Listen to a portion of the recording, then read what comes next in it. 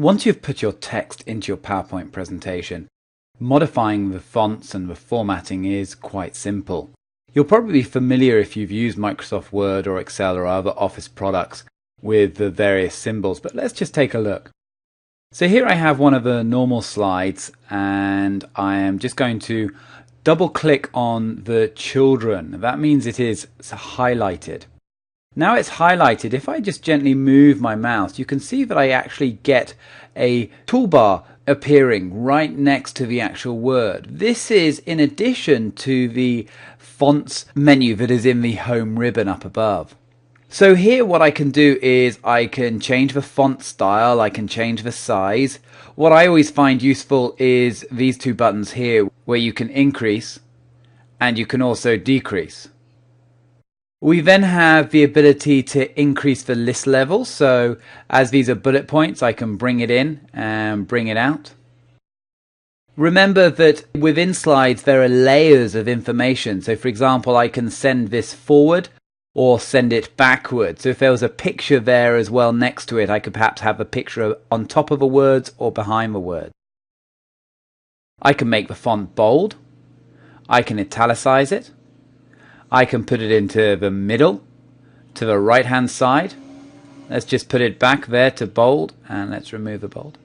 I can change the color of it, have it filled, have it have an outline, and also use the format painter. So there's a number of different options I can do to this word.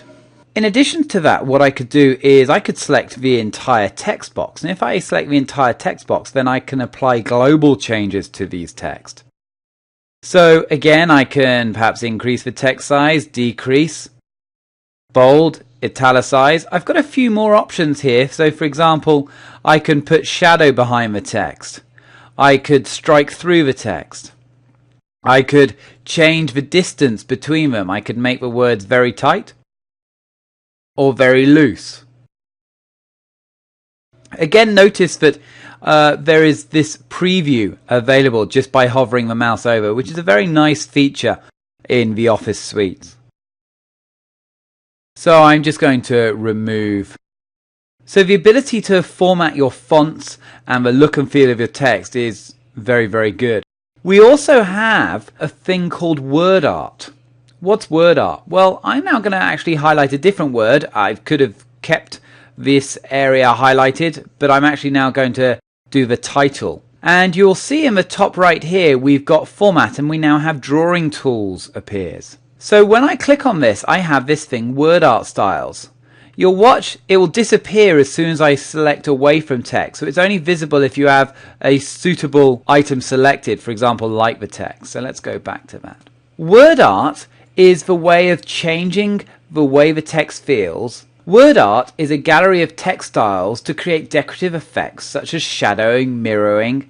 Let's have a look. Again, we've got this live preview, which is a great way of seeing what it's actually going to look like. I can also change the fill of this text if I want to. Change the outline. But what I actually like is the text effects. This allows me to apply some of the effects that the word art actually does. So for example, I may want to apply my own shadow. I may want to put a bit of perspective into the shadow. So it actually is in front of, behind. Let's choose that shadow.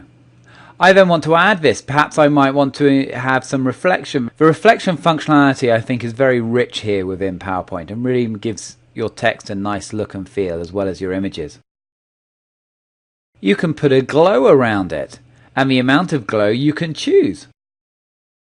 You can bevel it, apply different beveling to it, put a bit of 3D rotation in.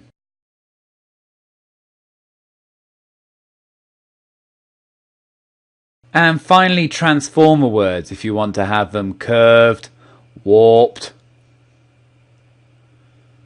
So there's a lot of power that you can do with your text using word art. My only recommendation is while some of the effects are very extreme and can look very good, you remember you don't want to take the focus away from the words that you're saying in a presentation.